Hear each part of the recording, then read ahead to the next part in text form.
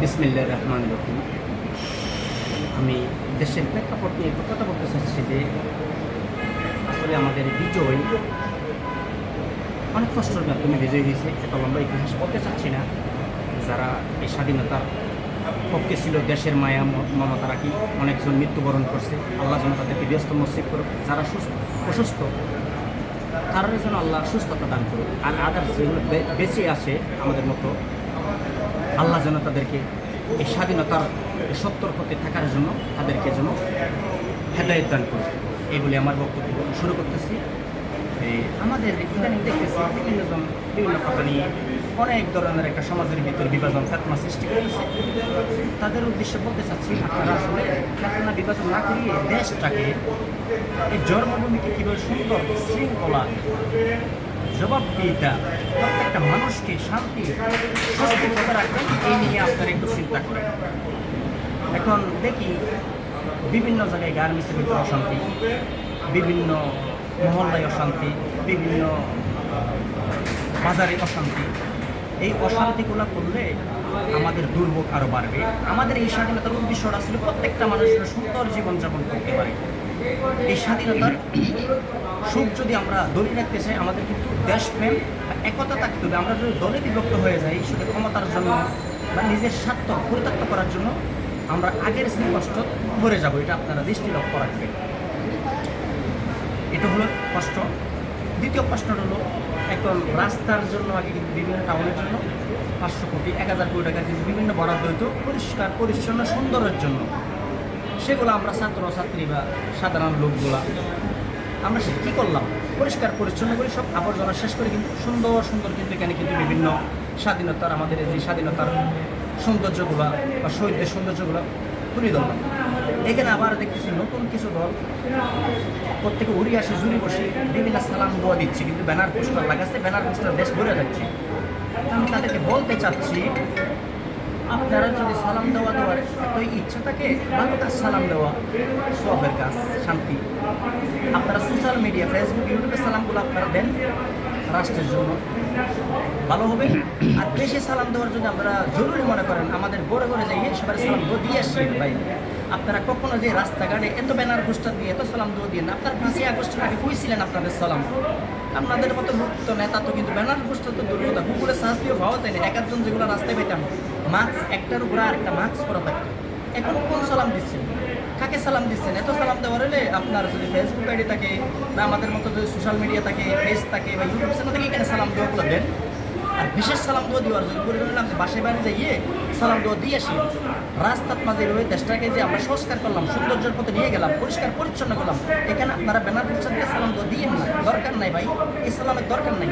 যে সালাম আমাদের রাষ্ট্রের জন্য অপরিষ্কার করবে, রাস্তাঘাটকে কিন্তু সৌন্দর্য থেকে বঞ্চিত করবে, এই সালাম আমাদের দরকার নাই ভাই। সালাম দিবেন, সব সালাম যেন আজীবন কিন্তু কি থাকে, সালামের জায়গায় থাকে। একটা সালাম সামনে দিবেন, বাসায় দিয়ে এটাই থাকবে, নাহলে কিন্তু সোশ্যাল মিডিয়া দিবেন, ফেসবুক দিবেন, এটাই আজীবন থাকবে। এই বলেই আমি এই কথা বললাম। তৃতীয় প্রশ্নটা, আমাদের ভারতের ভাইদেরকে বললাম, আপনারা বিশাল বড় দেশ, আমাদের বড় ভাই প্রতিবেশী, বড় ভাই ছোট ভাইয়ের সাথে আচরণ তো অত্যন্ত বিনয়ের সাথে ভদ্রতার সাথে। আমাদের সাব্যস্তের মতো কখনো সম্পর্ক আমরা চাই না। আপনারা অতি শীঘ্রই ভোটার সীমান্তের হত্যা বন্ধ করেন। আমাদের সুরা কারবারিগুলি যে মানুষগুলো পাচ্ছেন, ইদানিং দেখলাম কিন্তু 13 বছরের মেয়ে 15 বছরের মেয়ে দুজনে কিন্তু হিন্দু ধর্ম, সনাতন ধর্ম। 13 বছর 15 বছরের মানুষ কিন্তু সুরা কারবারি হতে পারে না। আর তারা মুসলিম না, তারা হিন্দু মানুষ। গণহত্যা কাম্য না। আপনারা হত্যা থেকে দূরে আসেন। সম্পর্ক অত্যন্ত আমাদের প্রতিবেশীর সম্পর্ক অত্যন্ত ভালো হইতে হবে। ভারতকে আমি বলতে চাই ভাইরা, আপনারা নেপাল, ভুটান, শ্রীলঙ্কা, মালদ্বীপ, বাংলাদেশ কারোর সাথে সম্পর্ক তেমন মধুর নাই। এটা কি আপনারা একটু চিন্তা করবেন?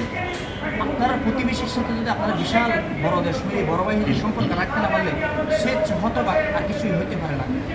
আমি 4 নম্বর প্রশ্ন করতে চাই, আপনারা আমাদের দেশে ভারতের যে বাইরে বলেছে বিভিন্ন মিডিয়া, বিভিন্ন রাজনীতিবিদরা সংকল্প নিধন চলতেছে, এই কথা কিন্তু মিথ্যা প্রমাণিত হয়েছে। কেন? আসামের মুখ্যমন্ত্রী বলছে ভারত থেকে ইন্ডিয়া যাওয়ার জন্য বাংলাদেশের কোনো হিন্দু কোনো আবেদন করছিল, ভারতের মুখ্যমন্ত্রী কিন্তু আসামের কোনো একটা হিন্দু বাংলাদেশ থেকে আমাদের দেশে আসার জন্য আবেদন করেনি। এখানে কিন্তু আপনাদের কিন্তু যুক্তি শেষ।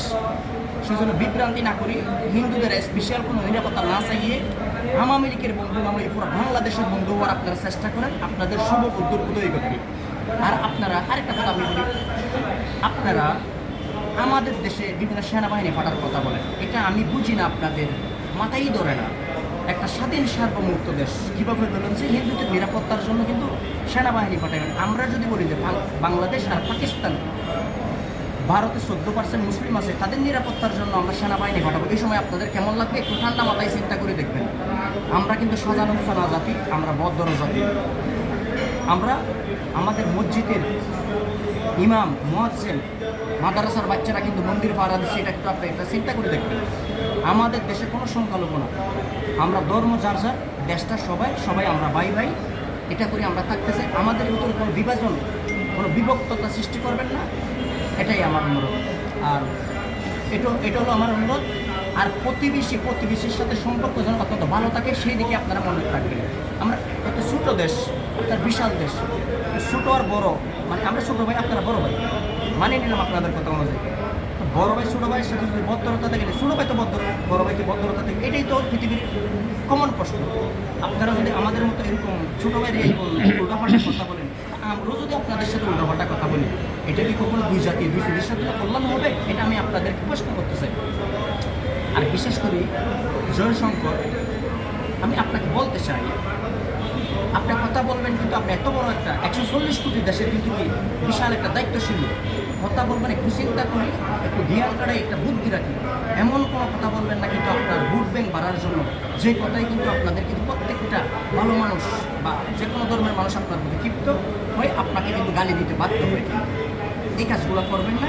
রাজনীতি করবেন দেশের জন্য, জাতির জন্য, মানবতার কল্যাণের জন্য। শুধু রাজনীতি করবেন হিন্দুর জন্য না, শুধু রাজনীতি করবো আমি মুসলমানদের জন্য না। আমার রাজনীতি হইতে হবে মানুষ, মানবতার, প্রত্যেকটা ধর্মের কল্যাণের জন্য, স্বস্তির জন্য, নিরাপত্তার জন্য, তাদের মৌলিক অধিকার প্রতিষ্ঠিত হওয়ার জন্য। এই রাজনীতি হলো পৃথিবীর সবচেয়ে কল্যাণকর রাজনীতি। আর প্রতিহিংসার রাজনীতি হলো যে মানুষের ভিতরে বিভাজন সৃষ্টির রাজনীতি আপনারা করবেন না। আমরা এশিয়া মহাদেশের ভিতরে যে দেশগুলো আছি, দেখেন আমরা আন্তর্জাতিক জরিপে কতটুকু পিছিয়ে আছি, এটা একটু চিন্তা করে দেখবেন। কিন্তু আপনাদেরকে কিছু কথা বলে আমার নিজেরও লজ্জা লাগে। আমি অনেক ভিডিও বলছি, ভারতের 60% লোকের এখন কিন্তু বাথরুম করার কোনো টয়লেটের ব্যবস্থা নেই। পৃথিবীর 25% মানুষ গরিব। আপনারা এখনো গরুর মুখ খান, গরুর গোবর গাইয়ে মাখেন। এই কথাগুলো বললে খুবই লজ্জা লাগে। আমি বলতেছি এইগুলোর থেকে আপনারা যেন দেশ, জাতি, এই পৃথিবীর যে মানচিত্র, আমরা সম্মানী জাতি হিসাবে যেন থাকতে পারি, প্রতিবেশীর সাথে গুড রিলেশন, এই সম্পর্ক রাখতে পারি। এই জন্য আপনাদের কাছে আমি বিনীত অনুরোধ জানাচ্ছি, এই বক্তব্য শোনার পরে কিন্তু আপনারা একটু কথা বলার সময় সতর্ক থাকবেন, একটু সুন্দর থাকবেন। আমি এই যে কথা বললাম এভাবে না বলে অন্যভাবে বলতে পারতাম, কেন এভাবে বললাম? আপনাদের আমাদের সবার কল্যাণের জন্য কথাগুলো বললাম। আল্লাহ আমাদের কল্যাণ করুক।